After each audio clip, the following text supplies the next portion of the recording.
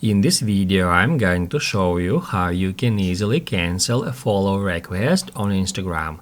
Be sure to watch the video to the very end so you don't make any mistakes. Let's get started, guys, and first off, open up Instagram app. And then we need to search for a user we wanna cancel follow request. To do that, we can use that search box, and then we just need to enter that user's username. That's how we can easily find a user. And now right here, as you can see, it says following. That's because this user has already accepted my follow request.